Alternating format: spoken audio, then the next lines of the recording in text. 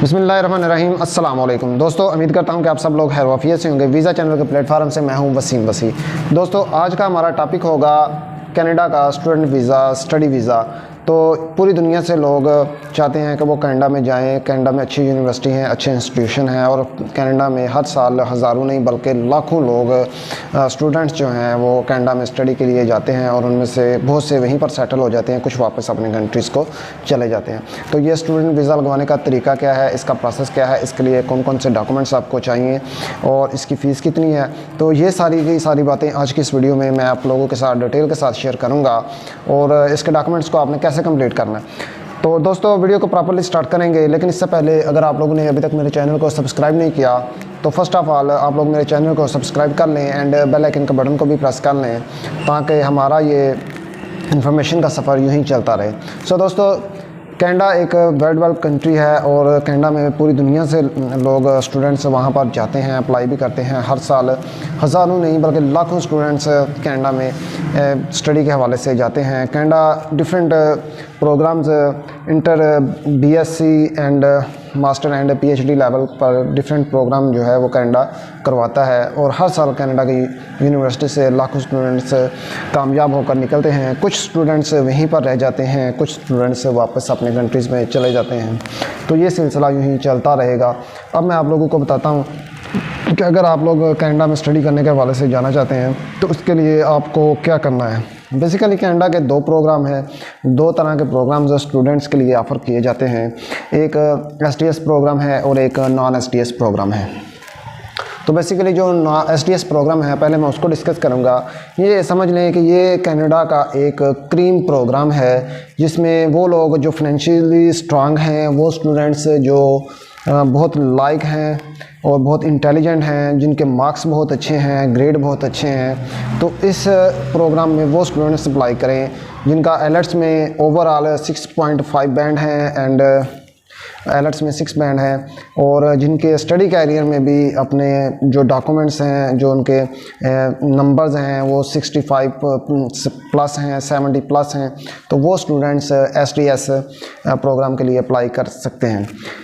अब अगर फाइनेंशियली बात की जाए तो जो लोग $20,000 फ़ीस एक साल की पे कर सकते हैं वो एसटीएस प्रोग्राम के लिए अप्लाई कर सकते हैं। और इसके अलावा उनको एक जीआईसी अकाउंट खुलवाना होता है जिसमें उन्होंने $10,000 रखवाने होते हैं रिज़र्व पे।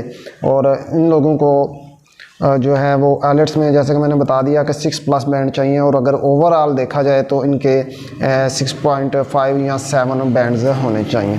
अब इनकी स्टडी में भी गैप नहीं होता, यानी कि मिनिमम इनकी स्टडी में जो गैप हो मैक्सिमम वो 1 साल से ज़्यादा ना हो। अब जो नॉन एसटीएस प्रोग्राम है इसमें गैप 2 से 3 साल का गैप भी चल जाता है एंड आपके जो मार्क्स हैं उसमें भी आपको थोड़ी सी कंसेशन मिल जाती है, यानी कि आपके 60 to 65% मार्क्स होने चाहिए। और ये उन लोगों के लिए है जिनके फाइनेंशियली पोजीशन इतनी स्ट्रांग नहीं है, जो 8 से $10,000 ट्यूशन फ़ीस एक साल की पे कर सकते हैं, तो वो लोग इसके लिए अप्लाई कर सकते हैं। मैंने आपको दोनों प्रोग्राम्स के बारे में बता दिया अलग अलग और दोनों प्रोग्राम्स की कंडीशंस के बारे में भी बता दिया। अब यानी कि ये जो एसटीएस है ये मोस्ट इंटेलिजेंट स्टूडेंट्स के लिए जो फाइनेंशियली तौर पर स्ट्रांग हैं और जो एवरेज स्टूडेंट्स जाना चाहते हैं कनाडा में उनको नॉन एसटीएस के लिए ही अप्लाई करना चाहिए।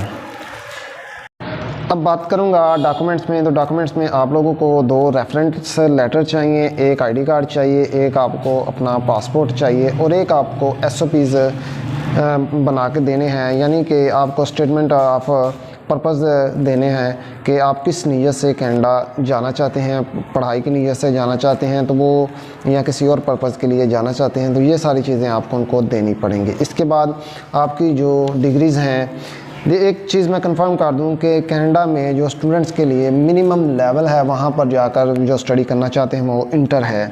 इंटर से कम जो है वो अप्लाई नहीं कर सकेंगे।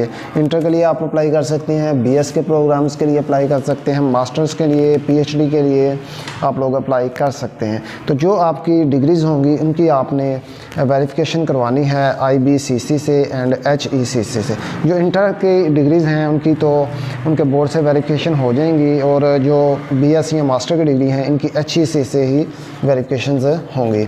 इसके बाद आपने अपने यूनिवर्सिटीज़ और अपने बोर्ड से वेरिफिकेशन करवाने के बाद अपनी डिग्रीज़ की फॉरेन अफेयर ऑफिस से भी वेरिफिकेशन करवानी है।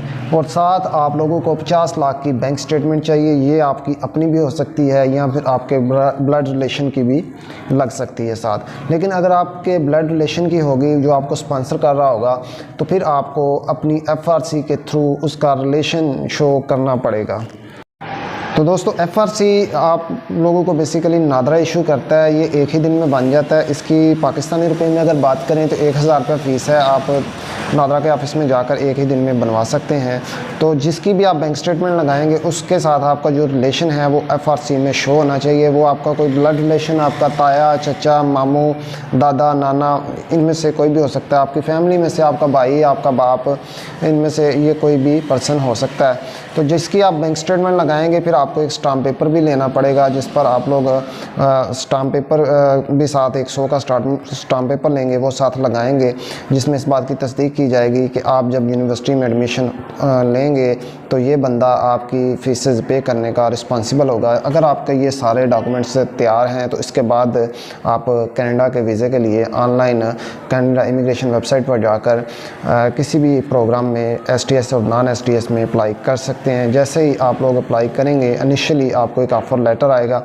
आपने उस पर यूनिवर्सिटी की तरफ से आपने उसमें फ़ीस जमा करवानी है अपने प्रोग्राम की, और जो आपकी डिपॉज़िट स्लिप होगी ये आपने यूनिवर्सिटी को ईमेल कर देनी है।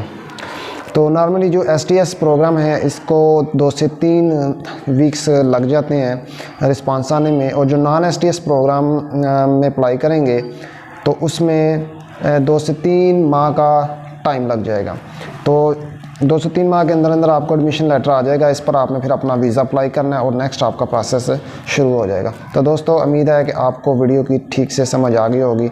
अगर किसी दोस्त को समझ नहीं आई तो वो मुझसे कमेंट बॉक्स में भी पूछ सकता है, मेरे नंबर पर व्हाट्सअप करके भी मुझसे पूछ सकता है, मैं उसको प्रॉपरली गाइड कर दूंगा। तो दोस्तों मिलते हैं एक नेक्स्ट वीडियो में एक न्यू इन्फॉर्मेशन के साथ। तब तक के लिए इजाज़त चाहूँगा। अल्लाह आपको भी और मुझे भी अपने हिफ्ज़ व ईमान में रखे। अल्लाह निगहबान।